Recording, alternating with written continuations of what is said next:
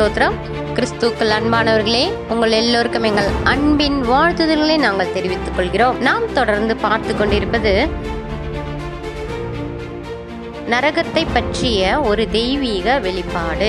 அத்தியாயம் 8. நரகத்தின் செல்கள். ஆண்டவரும் நானும் செல் அடுக்குகளின் முதல் தட்டில் நின்று கொண்டிருந்தோம். செல்களை சுற்றி அமைந்திருந்த சுற்று வட்ட பாதை 4 அடி அகலமுள்ளவைகள். நான் மேலே பார்த்தபோது அநேக சுற்று பாதைகளை காண முடிந்தது.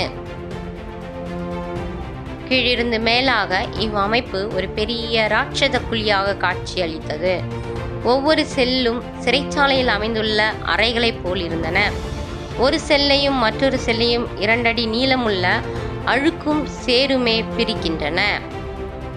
கர்த்தராகிய இயேசு இந்த செல் அடுக்குகள் நரகத்தின் அடித்தளத்திலிருந்து மேல் வரை 17 மைல்கள் உயரமுள்ளது.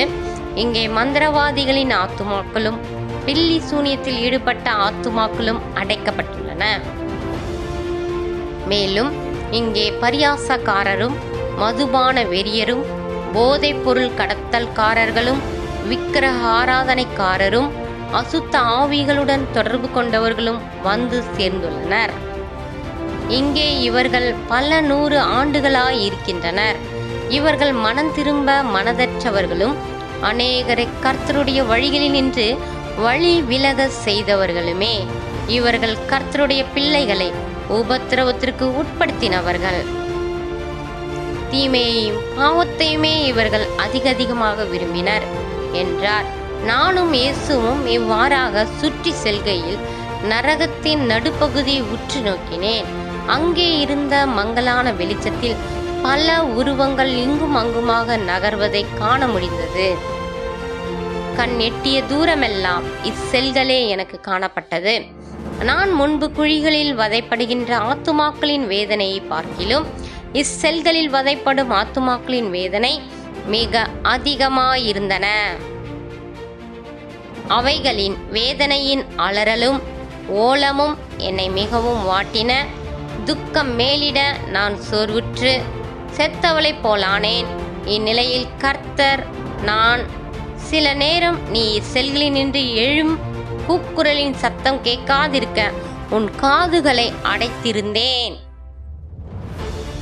ஆனால் எப்படி சாத்தான் மனித ஆத்துமாக்களை திருடவும் கொல்லவும் அழிக்கவும் முனைகின்றான் என்பதை உணர்த்த உன் காதுகளை இப்பொழுது திறந்தேன். இங்கே பலதரப்பட்ட வேதனைகளை சாத்தான் ஆத்துமாக்களுக்கு வைத்துள்ளான். சாத்தான் இவ்வேதனைகளை நியாய தீர்ப்பு நாள் மட்டும் ஆத்துமாக்களுக்கு கொடுப்பான்.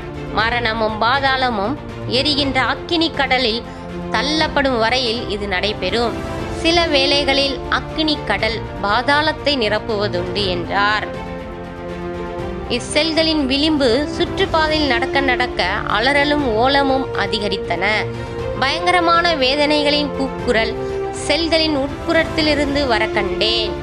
சற்றென்று ஆண்டவரும் நானும் ஒரு செல்லின் வாசல் அருகே நின்றோம். அச்செல்லின் அறை மங்கிய வெளிச்சமுள்ளதாயிருந்தது. அவ்வறைக்குள் வயது சென்ற ஒரு அம்மா முன்னும் பின்னும் அசையக்கூடிய சாய்வு நாற்காலியில் மிகுந்த வேதனையில் அலறலோடு ஆடிக்கொண்டிருந்தாள். அவ்வறை களிமண்ணினாலும் அழுக்கு நிறைந்த சகதியினாலும் கட்டப்பட்டு கதவின் அருகே கம்பிகளினால் பாதுகாக்கப்பட்டிருந்தது.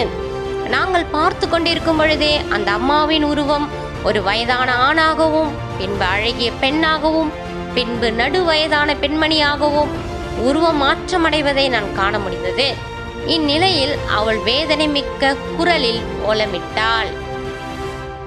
சற்று நேரத்திற்கெல்லாம் அவள் இருந்த நாற்காலியில் ஒரு எலும்பு கூடும், அதனுள் மங்கிய சாம்பல் நிறத்தில் ஒரு வாயு தாங்கொண்ணா வேதனையில் துடிப்பதை காணவும் முடிந்தது.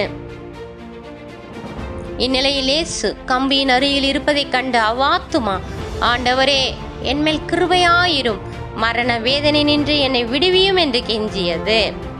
மறுபடியுமாக அது வயதான அம்மாவாகவும் பின்பு வயது சென்ற ஆணாகவும் இளம் பெண்ணாகவும் நடுவயதான பெண்மணியாகவும் அவ்வேடத்திற்குரிய ஆடைகள் மேக்கப்புகள் கலையாது திரையில் தோன்றுவதைப் போல் தோன்றி தோன்றி மறைந்தன. நான் வியந்தவாறு, ஆண்டவரே, இது என்ன என்று வினவினேன்.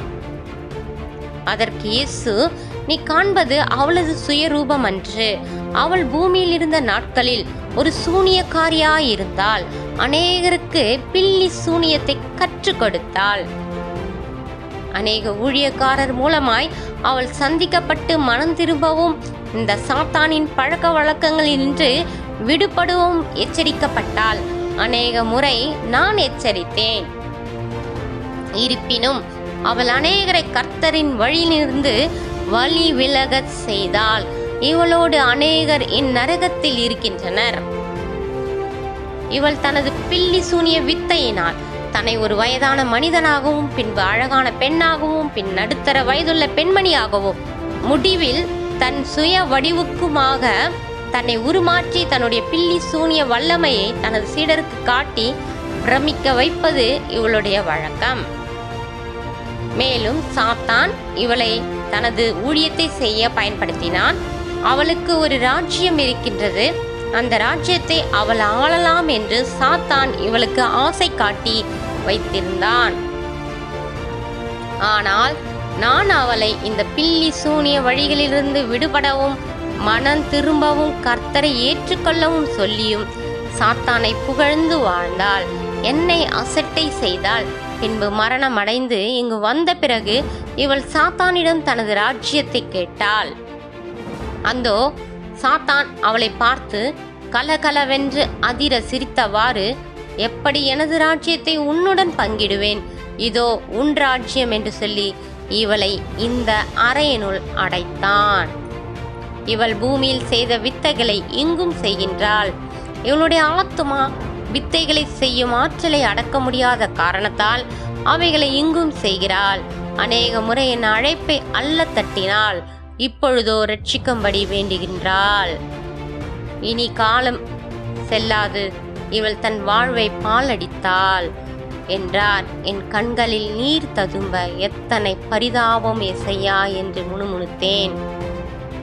சற்று நேரத்திற்கெல்லாம் சாம்பல் நிற இறக்கை ஒடிந்த ஒரு பெரிய பிசாசு சடுதியில் அறையினுள் புகுந்து பெரிய சத்தமிட்டது.